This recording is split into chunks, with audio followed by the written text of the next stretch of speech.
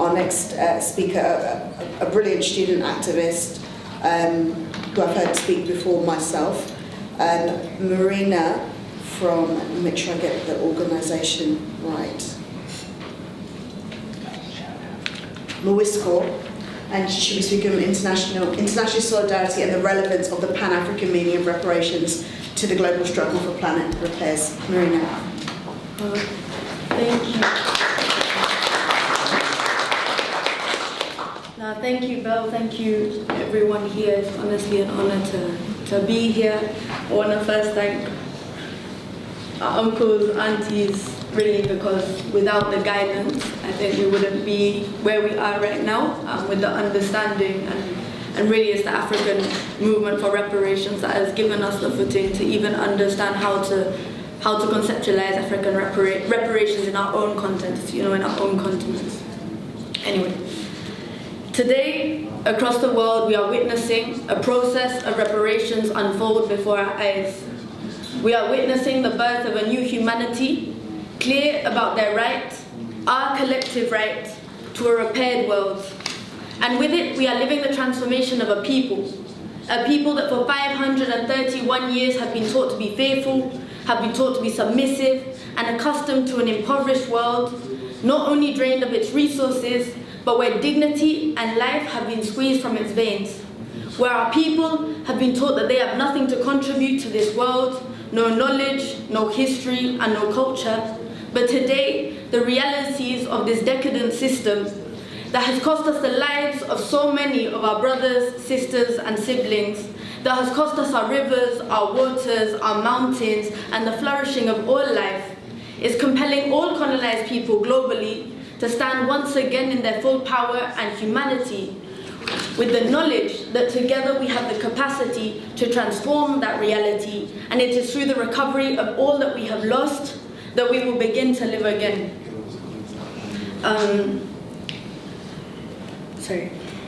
As we witness our freedom-fighting brothers and sisters in Niger, in Mali and Burkina Faso struggling to take back their lands from French imperialism and who are building Pan-African reparations,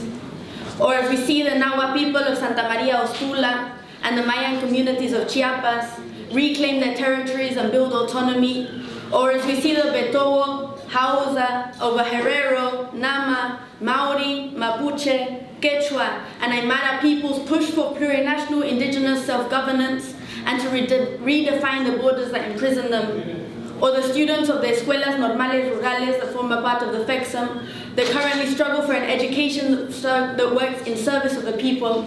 or as we see the people of Sudan, of Haiti, of Peru, of Pakistan, of Yemen and Palestine struggle for sovereignty and self-determination.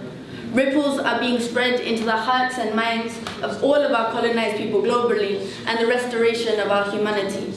is being intensified. Because each meter of land that we are reclaiming, each transnational company that we are expropriating, each imperialist military base that we are expelling, each intercultural school or university that we are building up, furthers us on our journey for self-repairs and for planet repairs. And each of these acts are securing our rights as a people, rights that are outlined in international law, which are our rights to life, to self-determination, and to sovereignty. So we can take these actions knowing that words like national and social liberation that these colonial governments have tried to call terrorism are actually programs for our people's and Mother Earth's rights to be restored, and thus programs of reparations. And it is with this understanding that we see the hypocrisy of white supremacist imperialism so clearly, because while NATO right now condemns the invasion of Ukraine, they forget that these powers invaded, colonized, and partitioned Africa, Aviala, Asia, Oceania, and also Europe, and that they trafficked and enslaved tens of millions of African people, that they cooed and invaded Guatemala, Ghana, Iraq, Afghanistan, and Libya, that they assassinated Patrice Lumumba, Thomas Sankara, Salvador Allende, Mohamed Mossadegh, Maurice Bishop, Berta Cáceres, and countless others of our freedom fighters, that they maintain Cuba currently under an economic blockade. They launched a supposed war on drugs and a war on terror that has sown nothing but death and destruction into our communities. they have imposed a neoliberal program of austerity that has attacked all of our peasant, indigenous, and working class peoples, leaving our communities in ruins and our children without youth centers or food banks. And so now, as they try to recruit our people to fight in their wars, when they want our people to shed on their blood on their behalf, we must unequivocally deny and push for a dignified life and a just peace in all our territories first, because our historical memory remains intact and very much alive.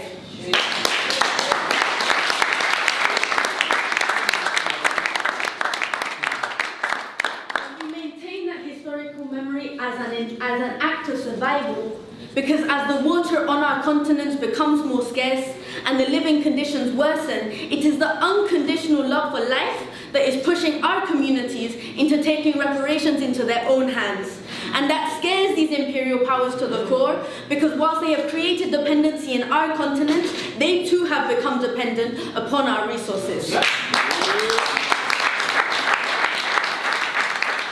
And we know, as they have done before, that they will go to war to continue extracting all they can from our lands to ensure their parasitic survival.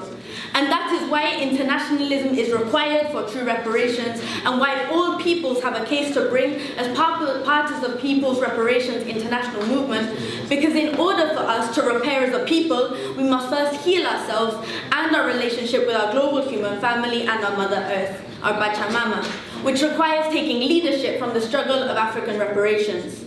We must feel in our bodies that an injustice carried out anywhere is an attack against our humanity everywhere, and we must build up internationalist power bases to counter it, as is the only way we will secure our victories.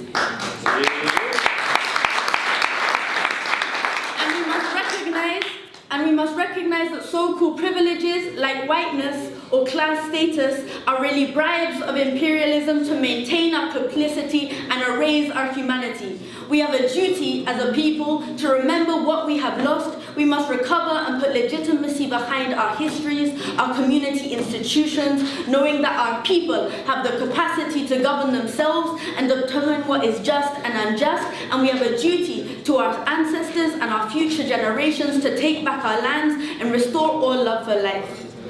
Across the world, we are in a time of awakening and of knowledge co-production and recuperation. In our colonized communities across the world, people's tribunals are being set up at a local level to judge the Maangamizi crime scenes that suffocate them, like the Ubuntu People's Tribunals. And one day these local tribunals will come together and we will try the criminals like those that have sat in these houses of parliament in our international courts.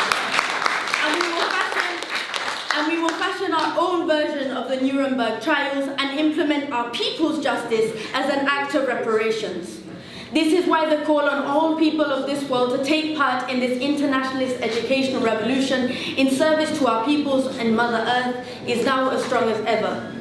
We must make an active effort now to learn about our different contexts, the different languages that we use to articulate our struggles, the different freedom-fighting efforts and planet repair initiatives that are taking place in our different territories, in our different countries, in our different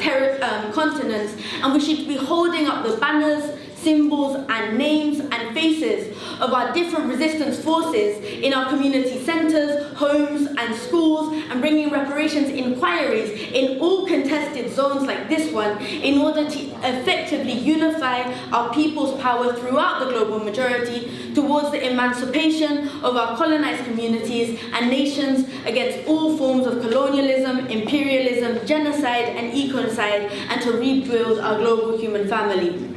With every attack that imperialism wages, we will only gain more consciousness and step into the struggle to reinstate the power of our humanity, because an inevitable tide is now in motion that will not be stopped. We know that we will not surrender, we know that we will not sell out, and most importantly, we trust that our people and our humanity will win. We will win the reparations that we build, the cognitive reparations, the cultural reparations, the social reparations, the economic reparations, the political reparations, the educational reparations, the people's reparations, and the reparations of our Mother Earth as we build Ubuntu Dunya, a multipolar world of global justice, or a world in which many worlds fit.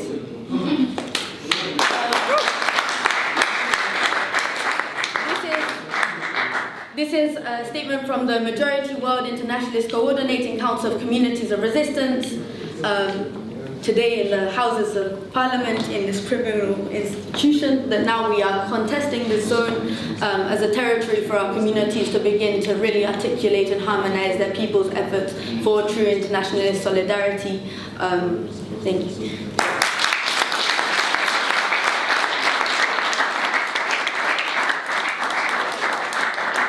Education is preparation for reparations.